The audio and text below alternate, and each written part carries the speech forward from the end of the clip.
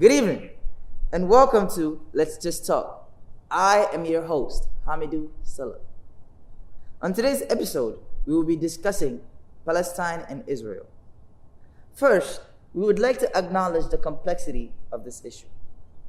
We ask our viewers to please keep an open mind and pay attention to the arguments being put forth by our guest scholars. But for the sake of today's conversation, we will be addressing the ICC's decision to launch an investigation into Israel's action in the occupied Palestinian territories. For our viewers who might not be familiar with this topic, here's a little context. About a week ago, the ICC, which is the International Criminal Court, opened an investigation into suspected war crimes and crimes against humanity committed by Israel in the occupied Palestinian territories. This was initiated by Palestinians who joined the courts in 2015. They asked the courts to look into the Israeli Defense Forces' actions in the Gaza Strip in 2014 and the constructions of illegal settlements in the occupied West Bank and East Jerusalem. The ICC has also stated that they will be taking a look at the actions of Hamas and other Gaza-based groups during the conflict. We will be addressing the underlying causes and circumstances that have led us here. To begin, we will give each faculty member 5 minutes to offer their perspective on the situations in Palestine and Israel. Then, we will delve into questions and conversations that are pertinent. Here to offer their perspective, we have esteemed scholars Dr. Ronnie Olesker, who is an assistant professor of government here at St. Lawrence University. She teaches courses on international relations and Middle East politics. Her expertise is critical security studies and majority-minority relations in ethnically divided states. Her upcoming book, Israel's Secularization Dilemma, BDS, and the Battle for the Legitimacy of the Jewish State, is coming out in July. Go on Amazon, pay attention, get the book, learn a lot. We also, to my right, have Dr. John Collins, who is a professor of global studies at St. Lawrence University. He teaches courses on globalization, Palestine, cultural studies, research methods, and critical media literacy. He is the author of Global Palestine, published in 2011, and Occupied by Memory, The Intifada Generation, and the Palestinian State of Emergency, published in 2004, and the co-author with Dr. Eve Stoddard of Social and Cultural Foundations in Global Studies, published in 2015. He is currently co-editing with Samdeep Sen a new edited volume titled Globalizing Cultural Language, From 9/11, The Endless War. He is the founder of Weave News. You can find his podcast at www.weavenews.org. Buy the books, get in tune with the talk shows, and learn a lot. Now, to start, we're going to go to Dr. Collins, and he's going to offer his take and perspective on these issues. Dr. Collins, you have the floor. Thank you very much, and thank you for inviting me. It's great to be here and be a part of this program. Of course. I'm happy to be here to represent a particular set of perspectives, and I'm going to, in my introductory remarks, just mention a couple of more general points so you can kind of understand where I'm coming from, and then a few brief things about the ICC situation, which I hope and I assume we'll get into in more detail as we go forward. So 2 things to begin with. The first is that I come at these issues as a global studies scholar. And what that means, and maybe how that distinguishes my perspective from people in other fields, is that in global studies, one of our core commitments is to center the voices and the perspectives of the global majority, and to try to seek solutions that will be just solutions for the global majority. And that certainly has influenced my perspective on the question of Palestine.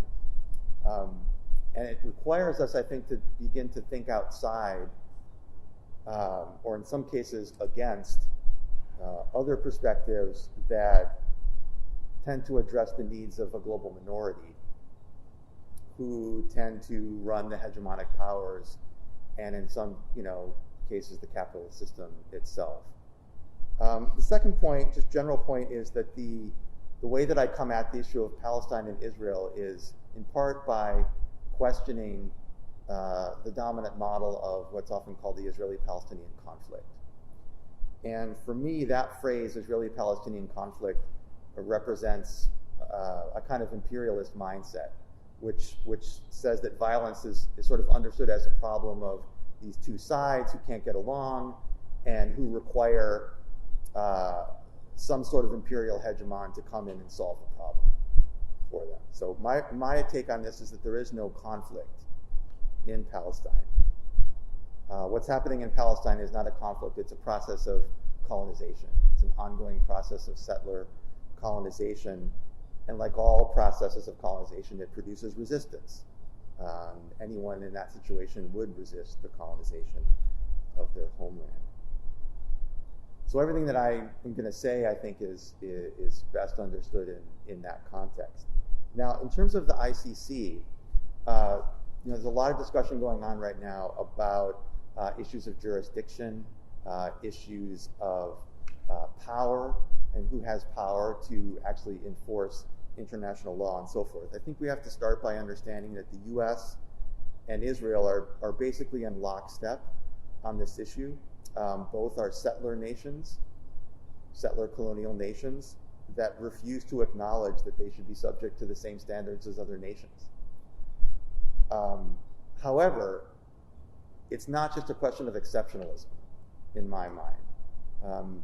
Israel in particular, and I think the US to a significant extent as well, actually seeks to influence international law itself in a way that will make it, give it a more free hand to engage in the kind of repression and colonization that it wishes to engage in.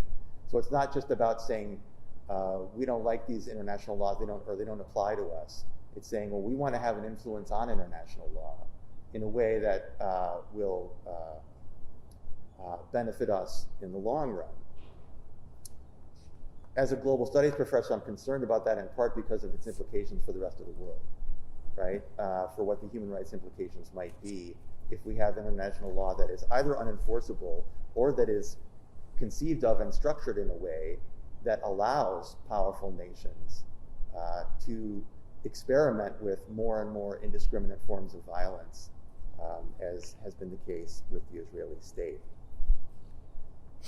I also think that the US and Israeli reactions to the ICC announcement recently are best viewed as, in part, racist reactions.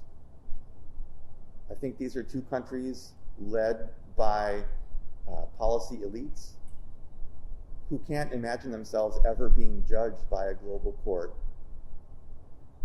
presided over by people who look like the global majority and people who represent the global majority. A couple of other points related to the ICC, and just sort of building on a bit of what I was saying earlier. I think that really important, and here I'm drawing on the work of people like scholars like Lisa Hajar, Noura Arakat, and others who have looked in great detail into how the Israeli state has tried to intervene in international law itself to find justification for what is in fact indiscriminate violence. And here is an interesting quote from Daniel Reisner of the International Law Division of the Military Advocate General's Unit in Israel, and this is quoted by Lisa Hajar. Reisner said, "If you do something for long enough, the world will accept it. The whole of international law is now based on the notion that an act that is forbidden today becomes permissible if executed by enough countries." So for me, that's an essential point, right? The US and Israel are actively seeking to change the rules for their own self-interest in ways that will have damaging consequences for human rights around the world. And then I guess I would just finish by saying that these debates over international law, I think, are best understood as forms of ideological warfare. that is, in the case of Israel, that ideological warfare is waged in the service of colonization, in the service of diverting attention away from the everyday process of colonization, confiscation of land, demolition of homes, destruction of agricultural territory and fields, and so forth. Sort of distracting our attention from that everyday process through which Palestine is being actively erased. And so I don't want to diminish the importance of the ICC, but I think also those debates to some extent serve to distract us from the fundamental issue of colonization. Thank you for that. That's where I'll stop. Thank you. Thank you for that, Dr. Collins. And then we're going to go over to the political science department. Dr. Olesker, take it away. Thank you for inviting me. It's a very interesting topic, and it's always interesting to also hear my colleagues speak about their perspectives. So I'm a political scientist, and in particular, I'm a critical security scholar. And by that, I mean I study how things become security. I don't assume that there is this concept of security out there just to be found by political elites, military elites, the media, but rather that all of these actors participate in the creation of the thing that we call security. And so in regard, and the process by which they do that is rhetorical, it's legislative, it is violent in many, many ways that don't involve physical use of force. In that context, to bring back, why are we here? why is the ICC adjudicating this case? And I should also note that my background was actually as a lawyer, and I specialized in international law before I turned into security. And I turned into security because I realized law was a version of security, of creating security where it did not exist. And so I agree that powerful actors create or use or construct law in ways that benefit their own sense of what is and is not security. And in particular, Israel does this on issues of identity. And so for me, how I understand the Israeli-Palestinian conflict, and I do understand it as a conflict, it's a conflict about who the we are. Who are the indigenous people, who belongs to this land, who do we see and who do we erase. And behind those identities then come the interest and the actions. But first I ask, who is acting, right? And how do they perceive themselves? How does that idea of who we are come to be? And in many ways it comes to be through imagination. We imagine who we think of ourselves. And then we project that to other actors and demand that they see us how we see ourselves. And in many ways, that's how I understand the Israeli-Palestinian conflict, as these mutually exclusive constructions of identity and demands of others to see them as we see ourselves. And how does that come back to the ICC? The ICC, fundamentally, again from a political science perspective, came to discuss this case because of the occupation, the Israeli occupation. If Israel is trying to manipulate international law in its favor, it's doing a very poor job. Israel claims that there is no occupation because there was no legitimate entity prior to the occupation, prior to 1967, because there was no Palestinian state, right? So here we come again to this: who counts? Who is acting, right? On behalf of whom? Clearly there were people there, but what were they, right? And Israel doesn't recognize that there was a political entity there from whom you could occupy a territory. And if there was no political entity there, then there's no occupation, right? Because there's no one's land to occupy. That is a position that's not accepted by the majority of the world, and in fact, until recently, not even by the United States. That changed under Trump.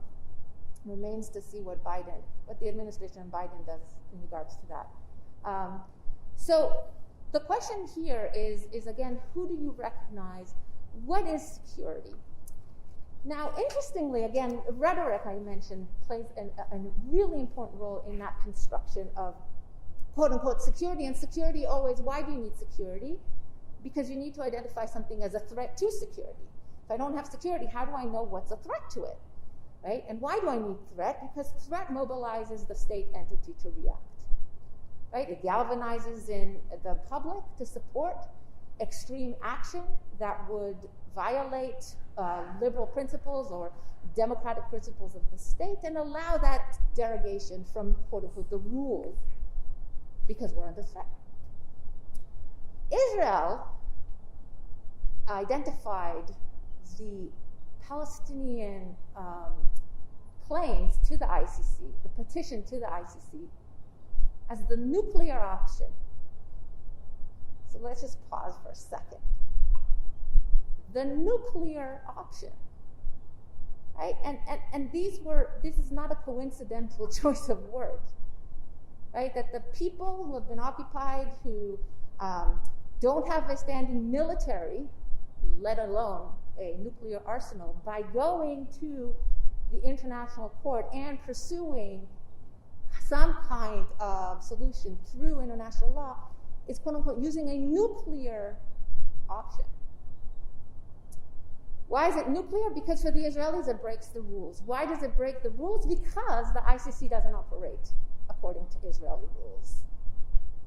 So again, I circle back to, if Israel is trying to influence international law and shape it to favor it, it has not done so very effectively. Does that mean that the ICC will have any impact? And maybe we'll circle back to that, but that's something I've been thinking about a lot. What is the impact of all of this on the ground? And here I circle back to who we think we are, right? Who do we think we are? And if the ICC does investigate Israel, and interestingly, Israel's response, which is a typical response, has been two things. One, anti-Semitism, which is, again, a very difficult charge to respond to, but also one that's typical of Israel. Any criticism of Israel, by default, that it is the Jewish state, mind you, 25% of its population is not Jewish, not to mention the swath of Palestinians living under occupation that it controls who are not Jewish. But the targeting of the policies of the only Jewish state in the world, quote unquote, is inherently anti-Semitic. That was the first response. And why is it anti-Semitic? Because Israel is a democracy. It is a Western democracy. And so how can the ICC target a Western democracy? What could possibly explain anti-Semitism? In the same breath, the other argument was, they don't investigate Iran, they don't investigate Syria. Why do they investigate us? Again, circling back to anti-Semitism. So in the same breath of, we are Western, we are a democratic state, we adhere to the rules, and we're Jewish, and at the same time, why aren't you investigating these others, comparing ourselves to Syria and Iran, right? And so that's a very difficult position to be in, but it's one that's very typical of the Israeli government. What does this mean in effect? Not to get too much, if there are questions, maybe we can get to it, but not to get too much into the nitty-gritty of the law. But there are three issues that the ICC will investigate. Two of which Israel actually legally has a fairly good response to. The first one, as Hammi mentioned, is the Gaza war, is the Israeli actions in the Gaza war of 2014. The second one is Israeli response to the March of Return, which were massive protests along the Gaza border that started in 2018 and really went up until the pandemic erupted. to mark 70 years of the occupation, of Israeli occupation, again, not just Israel proper or the West Bank and Gaza, but all of Israel, the newly founded state in 1948. So to mark 1948, the independence of Israel, in which about 750,000 Palestinians were expelled from their homes. So Israel responded with violence there, or there were violent exchanges, and so that's investigated as well. Those two, so the law, the ICC statute states that if a state investigates itself, and again, we can talk about whether that's effective, right? You can investigate yourself. Right. But the law states that if a country launches its own investigation, and that this is a clearly, a real investigation, right? Not just to cover up, but actually engages in the proper legal procedures for such an investigation, then the need for the ICC is eliminated. In other words, the ICC, adhering to the structure of the system, of the international system, does give reverence to the state system. If you're going to investigate, then we will back off. And Israel had investigated those two things, and not surprisingly ruled that there was no need, there were no crimes committed. Of course. So we can talk about whether that was a legitimate investigation, but there was an investigation, and there is documentation, and so there I think Israel has somewhat of a response. The third claim is about the occupation, you mentioned, right? And the occupation is ruled as a clear violation of international law by any legitimate international law scholar, with the exception, again, of the State of Israel, which has its own claims, as I noted. And here we go back to, okay, why is there occupation, right? Whose security are we recognizing? Israel claims we have to occupy because of security. What does that mean, right? And I'll leave that as maybe our way of segue into our conversation. Right. But here is the crux of the problem and why we are where we are, right? The nuclear option of even asking the question, why are people being occupied? Thank you for that clarification. And so there's so much to discuss and so much to unpack, but we're definitely not going to get to all of it. But there is some points that I was thinking we should start with, and one of them is the idea of the lack of standing, the lack of jurisdiction, and and the politicization of the issue of investigating any perceived crime or wrongdoing. So if you could take us through any sort of explanation of what you think is a legitimate reason to investigate the state of Israel for these wrongdoings, because like you said, according to Israel, there's nothing to investigate, and even if there was something to investigate, the ICC is not the proper body to do it, because according to them, Palestine is not a state, and only a state can give jurisdiction to the ICC could delegate responsibilities to the ICC. And so you were talking about some of the atrocities earlier, and so could you take us through some of the reasons Palestinians needed to go to the ICC to ask for an investigation, to kind of bring that to the attention of our audience, and then delve into what are the rules, the laws, and around the conversation we're having. Right. Yeah. Some folks who are watching this may have seen there's a video that was circulating recently of a reporter who asked the State Department spokesman, Ned Price, he asked them, okay, where are Palestinians supposed to go to get justice? Because the U.S. is saying the ICC doesn't really have jurisdiction, this is not the place for it, and so forth. So the reporter just simply said, okay, well then where are Palestinians supposed to go? And the State Department spokesman had no answer for it. It's kind of an awkward video to watch because they keep asking him where are they supposed to go, and he just keeps saying two-state solution, we support the peace process, etc.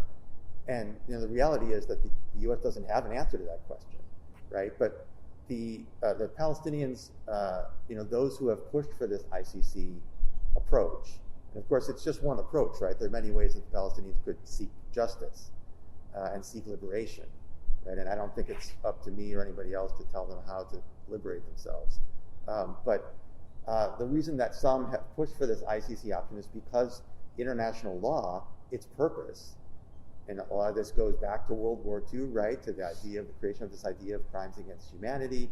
And Palestinians have lived through, sort of like 100 years of this colonization process, which has involved the more or less destruction of the existing society that was there. Not complete destruction, but much of it, displacing it, replacing it with a new society, and everything that goes with that. Before we even begin to talk about the occupation after 1967, the various, the Israeli bombardment of Gaza, and all of these things, the more immediate situation with Gaza that I think led to the ICC really has to do with, Israel's policy of using indiscriminate forms of violence in a territory, Gaza, which is very, very small. One of the most densely populated places on Earth, and seeking to use aerial bombardment as a way to collectively punish that refugee community in Gaza. And Palestinians are sort of left wondering, if international law is not here to deal with issues like that, then what is the purpose of international law, right? And here I think it's really important to remember, and there are a lot of scholars who study settler colonialism who've looked into this in terms of the history of international law itself and also issues of genocide, which are closely connected with the origins of things like the Geneva Convention and so forth.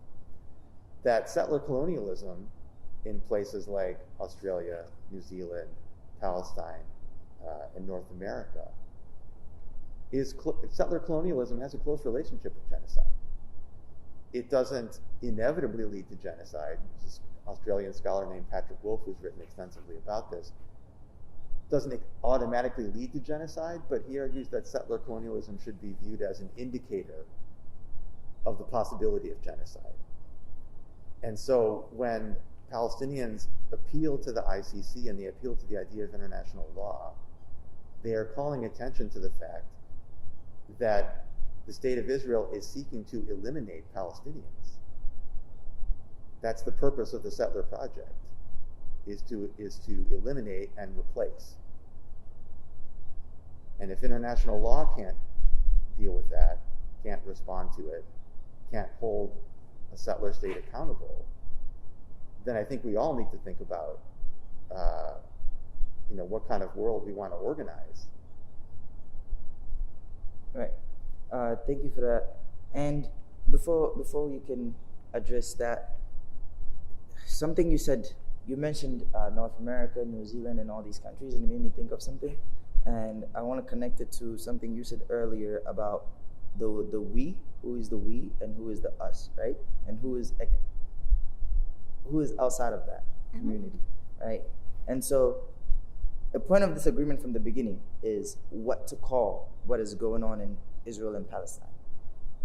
His is a form of settler colonialism, and you say that it's a conflict, right? And so if it's a conflict, we can agree that it's a form of asymmetric conflict, at least. And so the question, the importance of talking about this is that it shows us, it allows us to look inward and to look at ourselves, because what is going on in the territories of Israel and Palestine right now, it's no different from what happened in the U.S. with Andrew Jackson and the idea of like divine right to expand westward and to take over, Western states, or what happened in South Africa, for example, or all other colonies. And so the difference is the rapid pace at which it is occurring in that area, in the region of the world that we're discussing, and the effectiveness of it. And so could you address what the first question, and also speak to who is the we and who is exempt from it, and how do you see it all coming together? Wow, that's a lot to unpack. I know.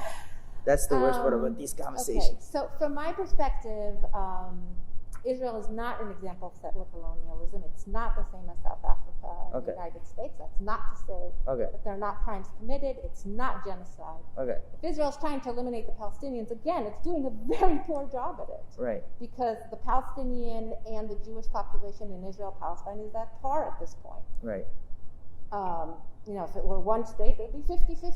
Mm-hmm. So it's not a good comparison. Okay. In addition, Jews have a historical, cultural, religious claim to the territory in the way the settlers in South Africa, in North America, and Australia and so forth did not. Okay. So I don't think settler colonialism is the framework to look at it. Okay. And I don't think that a crime of genocide is being. There's no evidence that a crime of genocide is being committed. Okay. But then I'll come back to the first question: does that mean that the ICC? So what's the jurisdiction here, right? Right. Why does the ICC have jurisdiction? And that's a bigger question. Right. So let me answer that, and by way, maybe I'll get to, so what is happening here? Okay.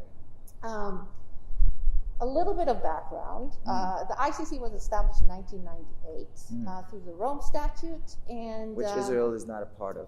Exactly, which Israel and the United States is not a part of. They actually signed the Rome Statute, but not ratify the treaty. And if you don't ratify the treaty, it does not apply to you. Right. So Israel said, and the ICC does not apply to states who have not ratified the treaty. Right. So how are we here, right? And in fact, if we talk about, and for me, impact is what matters. Okay. Right? Impact. So what is the actual impact? How does this affect what is happening on the ground? Why does this matter?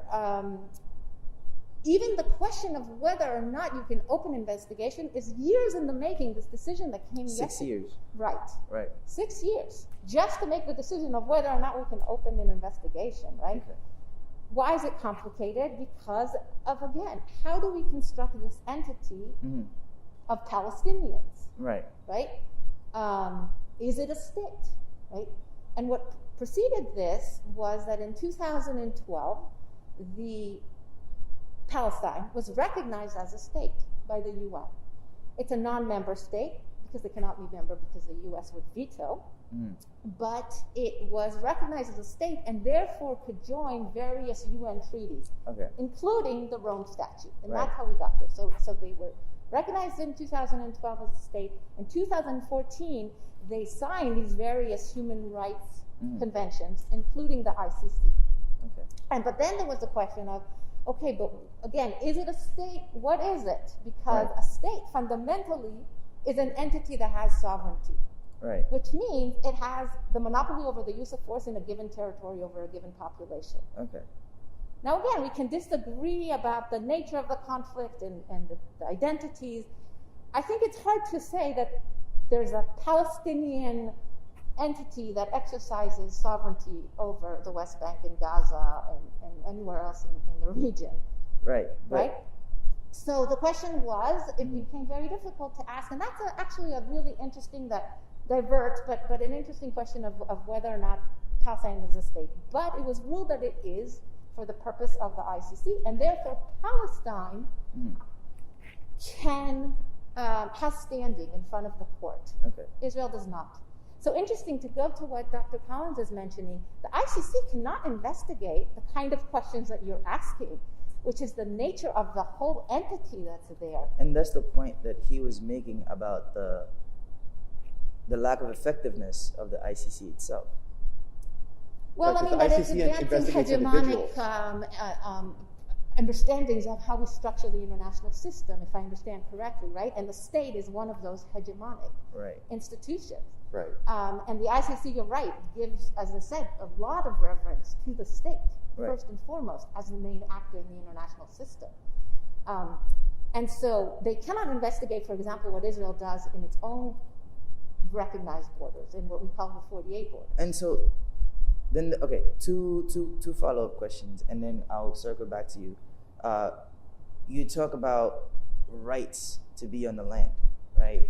And so you mentioned that Israelis have a right to that land, unlike in other places, right? I didn't say they have a right. I said they had a connection to the land. A connection to the land, right? And so Palestinians, you say, do not have a state.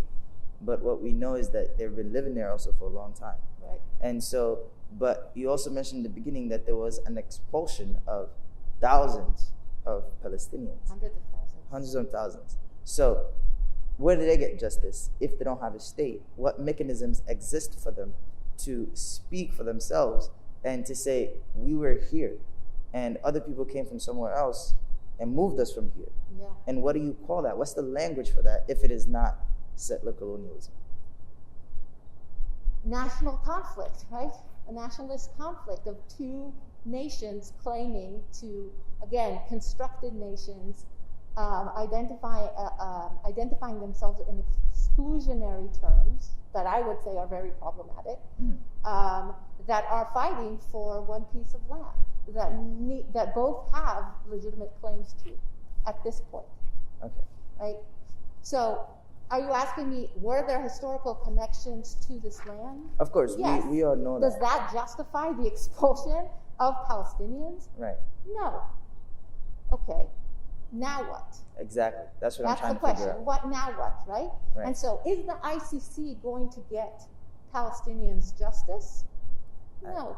Yeah. Is my answer. No, it's not going to get them justice. And so the $1 million question is, do we even have a mechanism or system that is equipped enough to answer these questions? Because I mean, are you asking me what the solution to the Israeli to this issue is? Not yet. We'll save that for the end. Okay. If you can solve that, then it's like we should have you. I wouldn't be here. We should if I have could you solve in the White House. And so, Dr. Collins, I want to give you a chance to talk about rhetoric, because I know you. That's where you and Dr. Olesker differs a lot. And so, do you want to speak to this idea of rhetoric and secularization, and which I know you're an expert and you're writing a book on it, of secularization and what you think the conversation have been framed into and how we should look at it instead? Sure. Yeah, I mean, I do think that there are ways of understanding securitization as a process. There are different ways of understanding it, and there are different schools of thought. And please address the conversation around Palestine and Israel as well. Yeah, absolutely.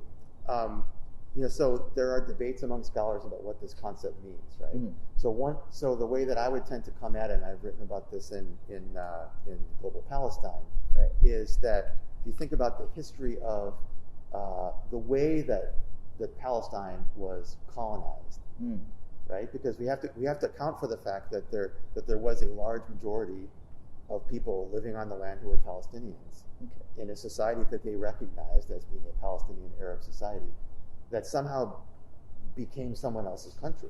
Like, how did that happen, right? Well, in part, it's through a process that is both slow and fast, right? There are moments of mass expulsion, and then there are also very, very slow processes of, and we see it on the news every day if we pay attention to it, right? Of a little bit of land being taken, right? Some olive trees being chopped down and burned and so forth. But these are settler societies are frontier societies, right? Where the colonizing group doesn't accept any limitation on its ability to expand, within that territory. That's what the westward expansion in the U.S. was all about, right? And so you have this frontier that's always moving. And that creates a perpetual justification for securitizing measures. Okay, so in other words, there's always somebody who's like on the other side of wherever that frontier is, who is going to resist the fact that their territory is being taken over, and they're going to fight back. And then the settlers say, essentially, well, hey, we're just defending ourselves. And when settlers say that, what they're trying to do is erase their settler identity and say, no, we're indigenous now. We live here. We've always been here. We're just defending ourselves against these people who are attacking us. So it's there that I would see the origins of securitization, right? The origins are in a material process, which is a process. It's about land. It's about territory. That's what settler colonization is. There is no colonization without control of the land. So I see it as less in terms of national conflict and more in terms of a process of colonizing territory, which then produces certain dynamics that we might call securitization, and then we get this whole other discourse of the occupation because we sort of implicitly accept the existence of Israel within its borders, and then we have the occupation, which is somehow a separate category. But for Palestinians, it's all Palestine, right? What's now Israel? That's Palestine, Right. So it's a continual process. It's not a colonization that happened in the past. It's an ongoing process. And what scholars call securitization is just the process through which the colonizers are attempting to kind of have as free a hand as possible for continuing that process. And so how do you reconcile the idea that if for Palestinians, all of it is Palestine, but now for Israelis, where they are is Israel? How do you reconcile those two point of views? Or you just can't? I mean, there's a question of how I might reconcile it as an individual, right? And then there's the question of how we might address it. Okay, so Whichever I mean, there, for example, I mean, there are different models, obviously, that we can look at, right? You can think about things like different models of multiculturalism. What does that mean? It is true that settler societies, settler projects, what they create in part is a multicultural reality, right? The settlers arrive, some of the indigenous population is moved out, eliminated, some remain. You have a multicultural society. Now, if you look at Australia, you look at someone like Hassan Hajj's work, and he writes about how multiculturalism becomes official policy in Australia. Canada is another example, right? Only after the threat of indigenous sovereignty has been effectively neutralized. And then it's sort of like, okay, well, you can be part of our multicultural society that we've created and that we largely control. Okay? So again, it comes back to the issue is sovereignty, the issue is land. Right? And so can you reconcile the existence of those groups on the same piece of land? I would like to believe yes, that you can, right? But it can't happen under an umbrella that says, for example, this must be a Jewish state, just because. The only reason it's a Jewish state with a demographic majority is because of the removal of Palestinians. That's the settler project. And Dr. Olesker, would you like to take a minute or two to respond to anything before we move on to the next question?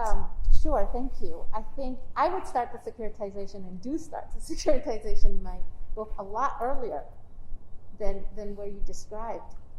And I think it starts in the 1800s, I mean, with the birth of Zionism.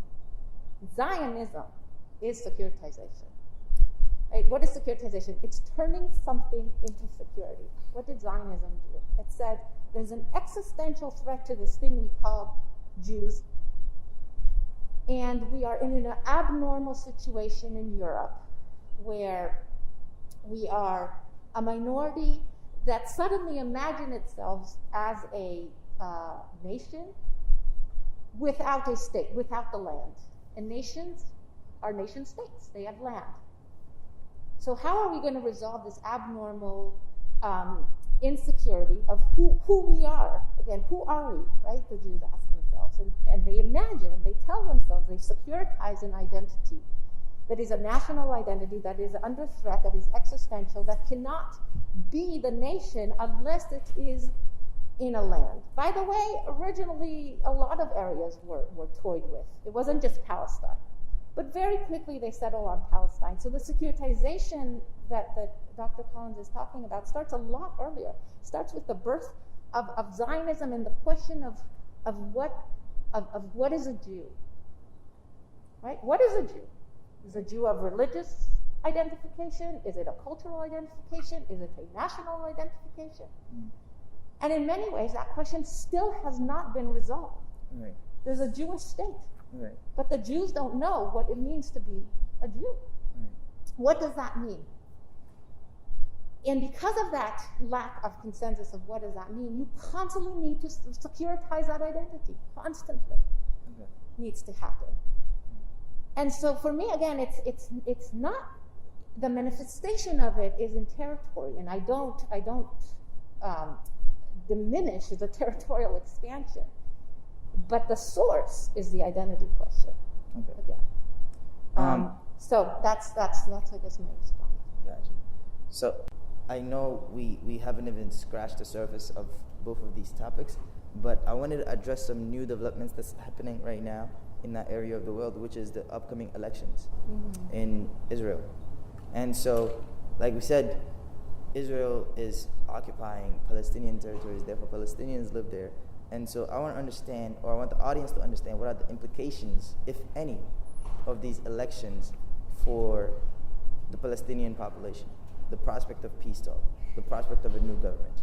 Like, is this even feasible? You know, but who wants? Where do we start? I could start. I mean, Okay. so the election. I get a lot of questions about the election, and just again in context of if people don't know, Israel is about in 10 days or so is about to enter its 4th election in 2 years. There's clearly a crisis in Israel. And in fact, if the polls are correct and hold, it will enter a 5th election this year because a coalition will not be able to be formed. However, on the issue that we are talking today, that election and that crisis of leadership has no impact. On the question of occupation, there's actually tremendous consensus in Israeli politics, which is that we continue as we are.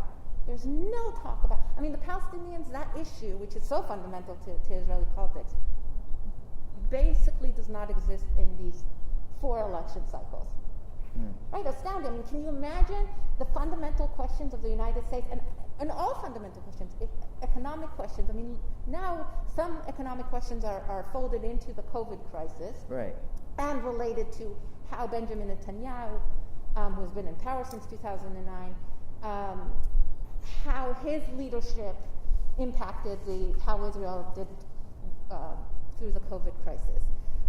But none of that relates to the Palestinians. The issue of Palestinians is not going to come up. The division between the leaders is not around ideological issues. The majority of them are right-wing. The majority, 80 out of 120 seats of our parliament are held by right-wing parties.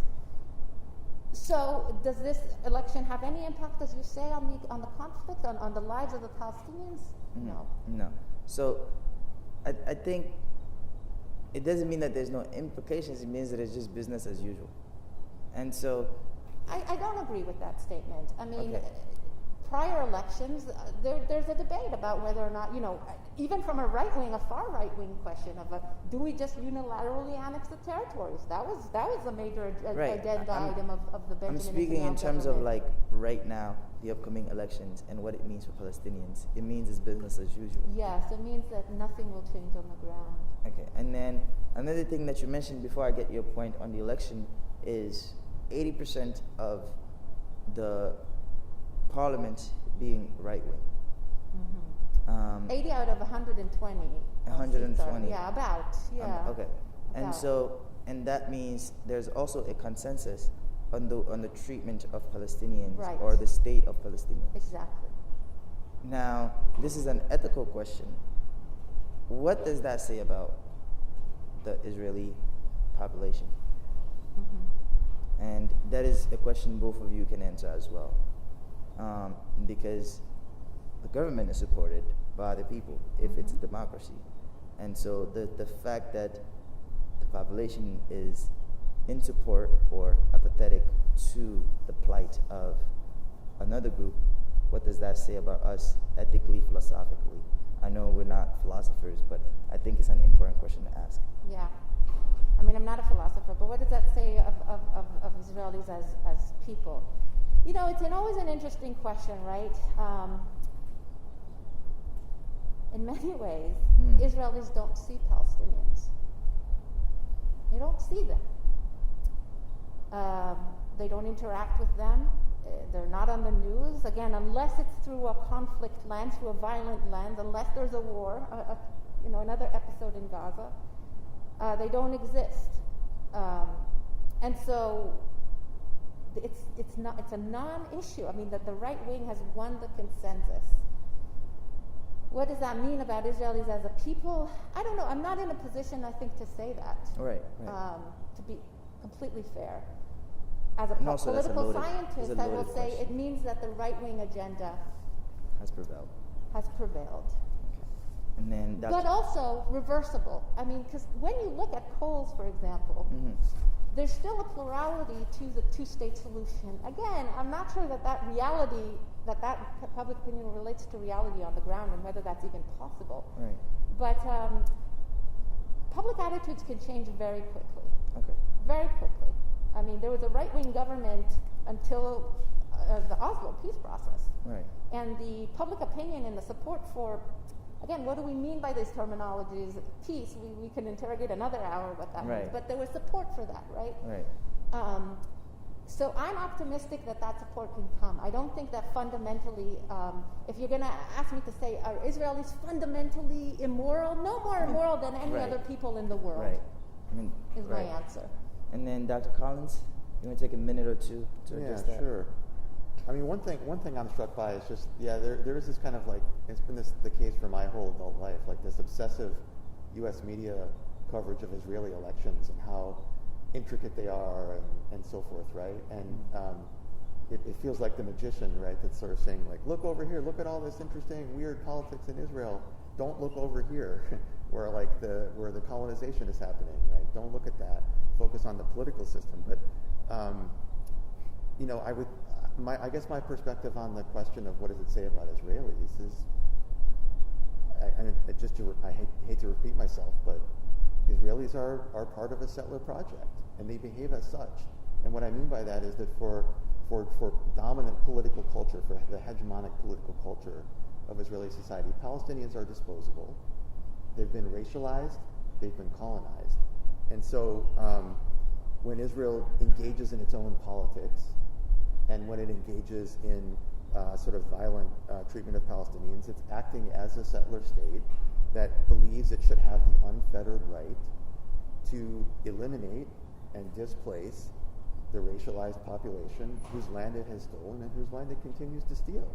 That's how I explain it, right? And the occasional discussion of peace in Israel, which we see in certain campaigns, certain years when there are elections, we hear more talk about peace. Sometimes we hear less talk about peace. What we never hear about is talk about justice for Palestinians, right? And I come from the perspective that says justice is a prerequisite for peace, right? If you define peace as the goal, then what you're saying is the problem is that people are fighting each other, and therefore we need peace. That will be the solution, right? But I define the problem as injustice. And if you define the problem as the injustice of colonization, then the solution is justice, and the solution is decolonization. And that's a different conversation, which is not part of the political discussion in Israel at all, any more than it is in the U.S. among the settler population here. Okay. Justice is a prerequisite for peace. I like that one.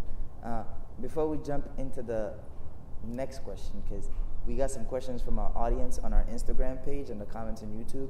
So I want to ask you guys so that you can interact with our online audience that's supposed to be in this room. Great, but due to the coronavirus pandemic, we can't have anyone here. So the question that I'm going to ask before I jump into the audience questions is, Israelis not seeing Palestinians? We can think about that question in a way that, like, in the abstract, or we can think about it in the sense of urban planning.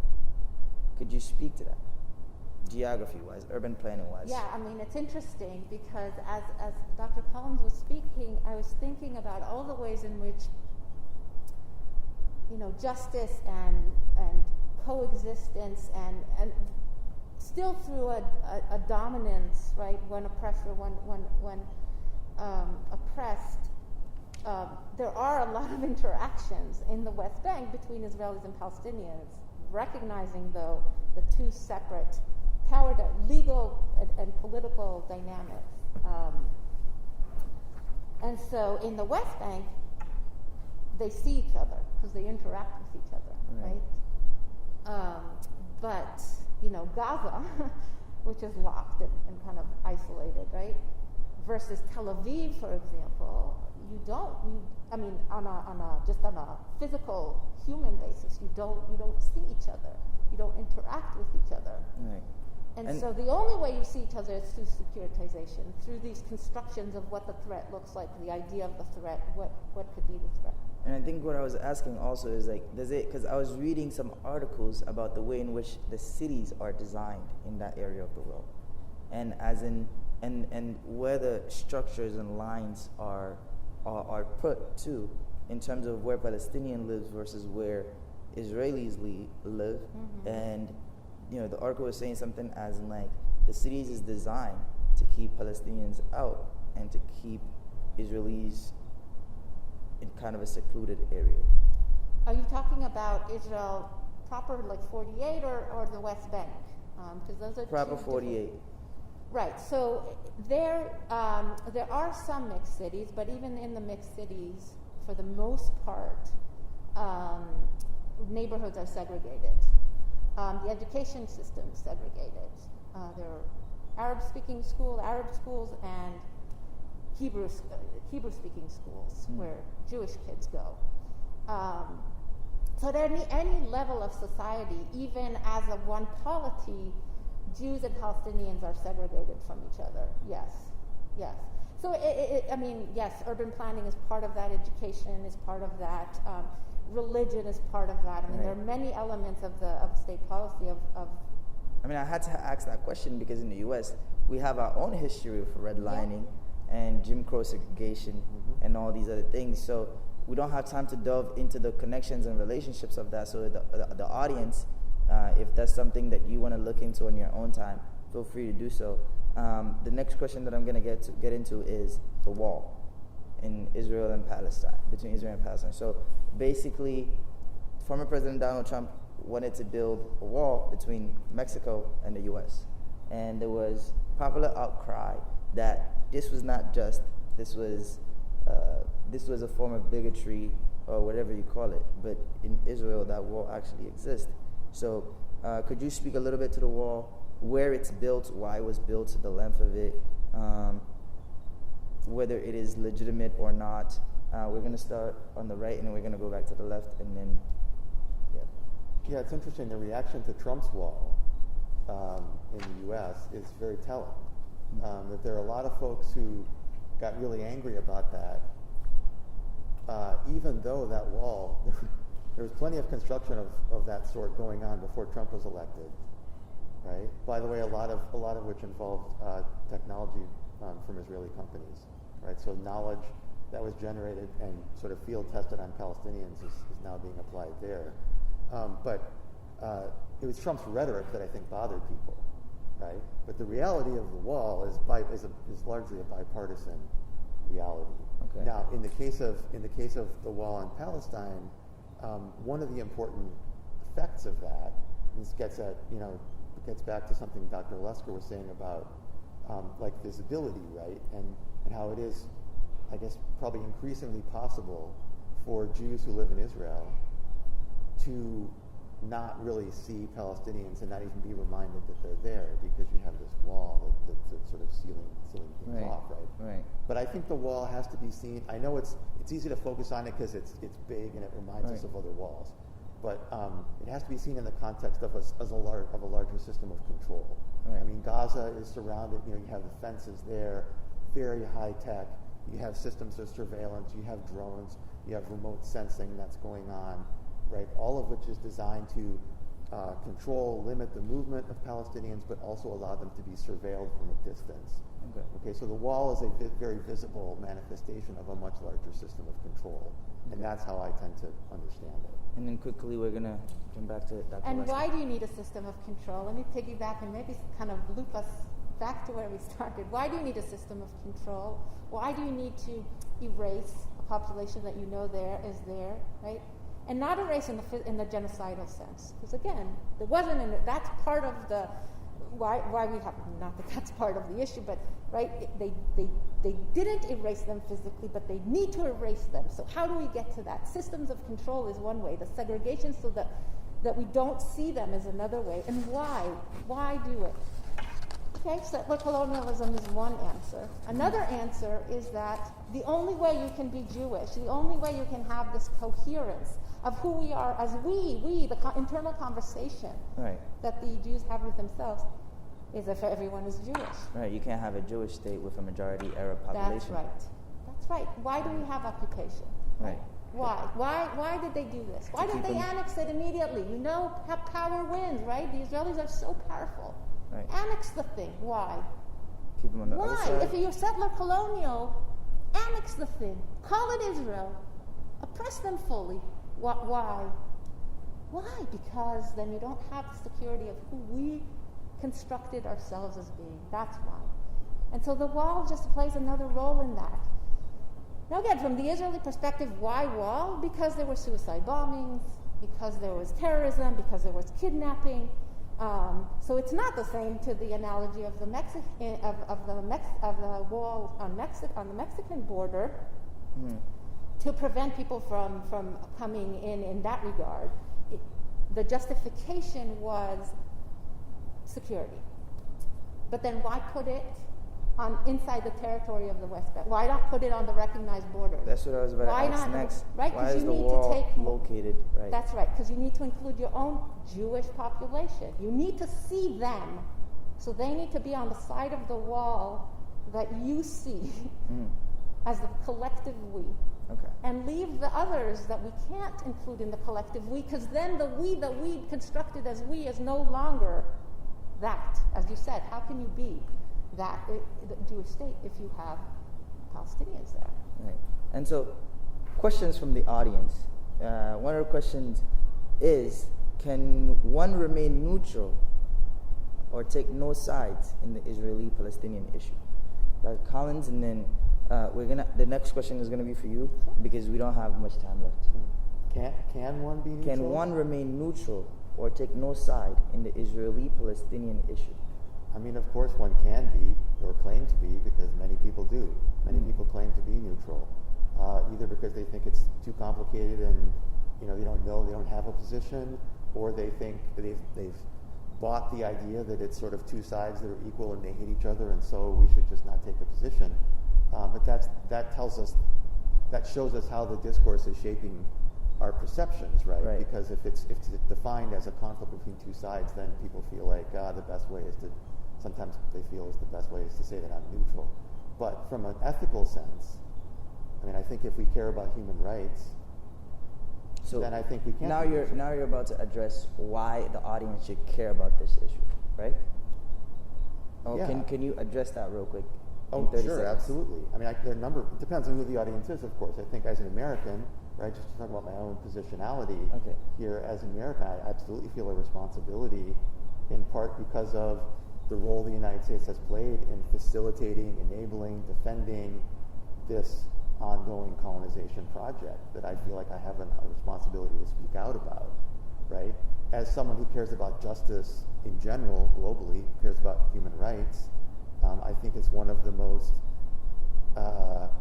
urgent, and also long-standing issues that demands resolution, that demands justice. Okay. Before I ask the next person's question, I think there's value in asking this formal question that I'm about to ask. Is there a consensus that one side is oppressed?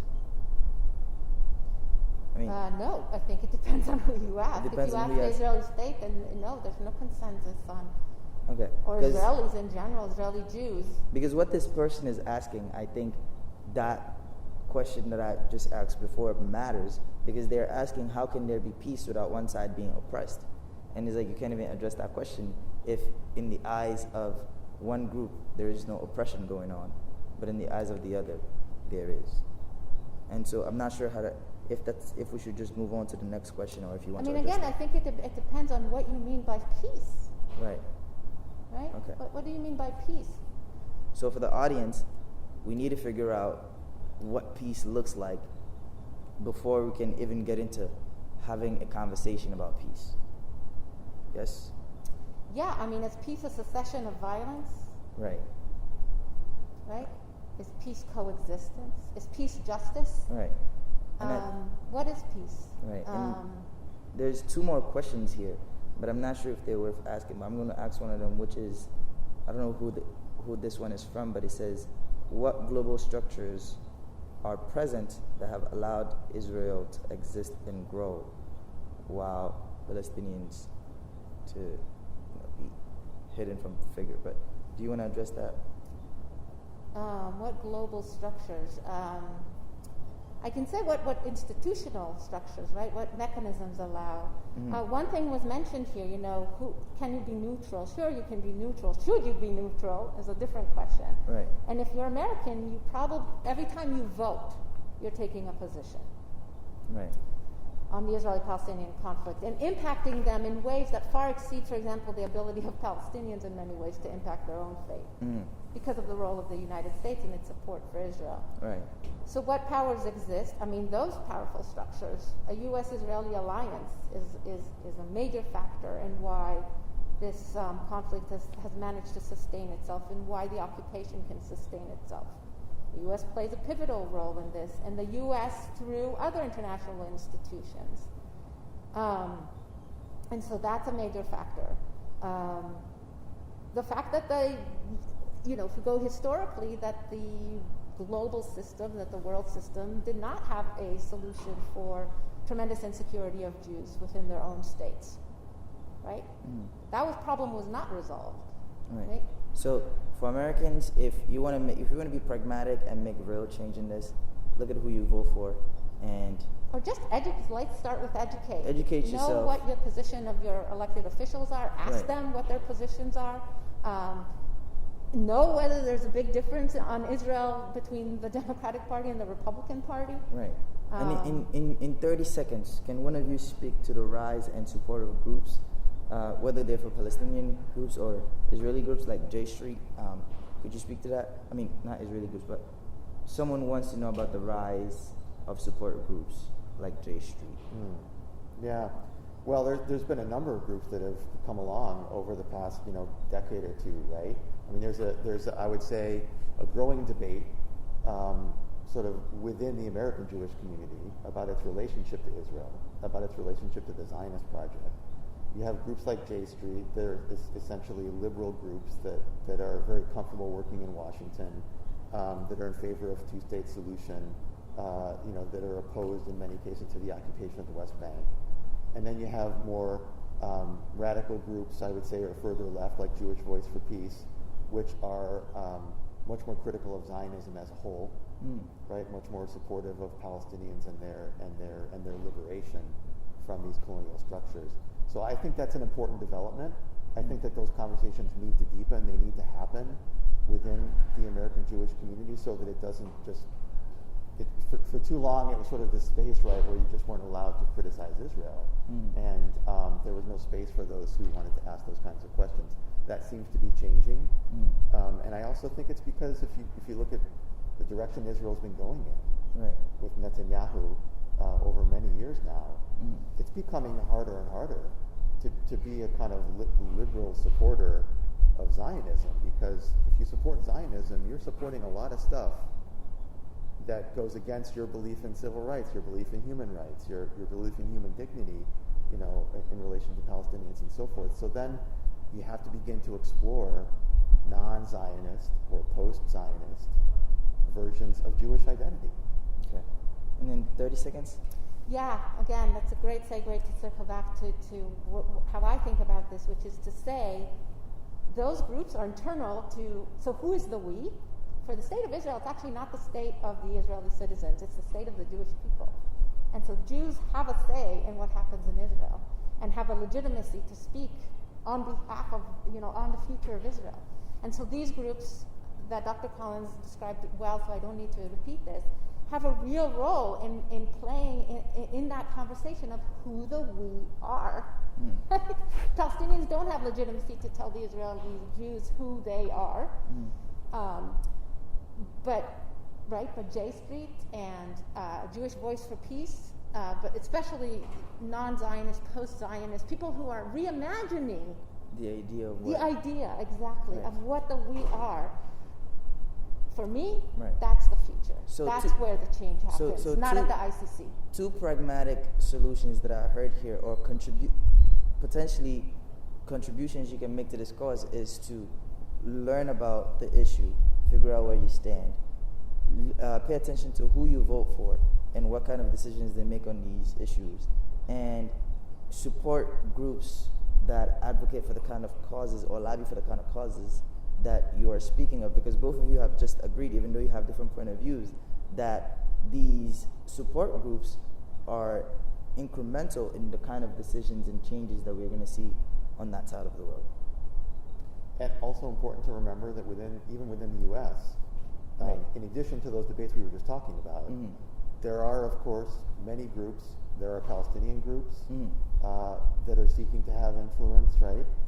There are also transnational efforts and movements, everything, including things like the BDS, Boycott, Divestment, and Sanctions, human rights movements, etc., right? So part of people's education, I think, has to involve looking into the ways in which one can take responsibility. Right. As, in this case, as an American, I'll speak as an American, right? Take responsibility for my role and think about ways in which I can sort of divest myself from my complicity, through material actions, right, that are going to affect things on the ground, that are going to support Palestinians. In my case, this is what I believe in their struggle for liberation, right? So not just rhetoric, but thinking about how to make a material difference in that situation. Okay, so we're near the end.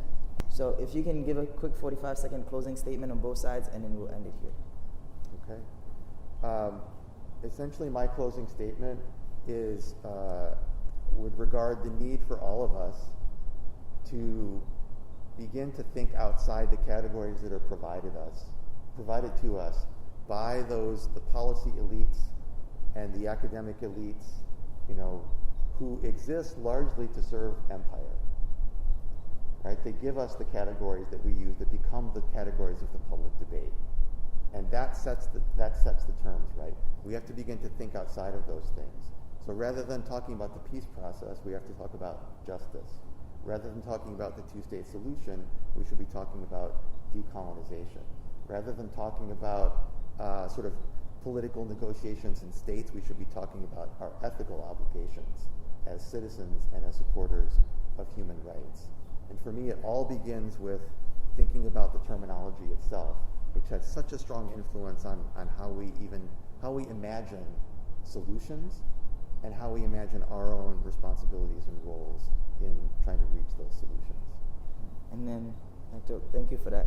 Dr. Olesker? I think my closing statement is that we really need to interrogate what are the sources of power, who represents and speaks, right? Who speaks security? How is that constructed? And in particular, and we didn't talk about Palestinian leadership and the failure there. That's another thing we're going to talk about. I had a whole thing on the Minister of Foreign Affairs. I had a whole thing on the people who are, leading the Palestinian liberation movements and and how representative they are of Palestinians themselves, and the lack of representation there, right? So I think that the start and what can we do now is to interrogate those kinds of questions. Who is speaking, right? And who is creating these divisions, and how are they constructed? And moving beyond just, if we're reimagining how to shift the power dynamics. And that requires moving beyond just the figures that we see that tell us how we need to think about these things, and to really think about how the people on the ground perceive themselves, see themselves, and go from there. Unfortunately, we can't erase power. I mean, for me, power is there, and we have to deal with the power. But we can move power dynamics, and that's where I would leave it. That's the only way we can move forward. Thank you both for coming, and I truly appreciate you taking your time to address this important issue. I know there's many things that we didn't talk about or satisfy for the audience, but I hope this was a great learning occasion for all of us. I certainly have learned a lot, and I look forward to your book in June, and I look forward to reading more of your work, and thank you guys for coming. Have a good day. Thank you. Thank you. Ooh, that was good.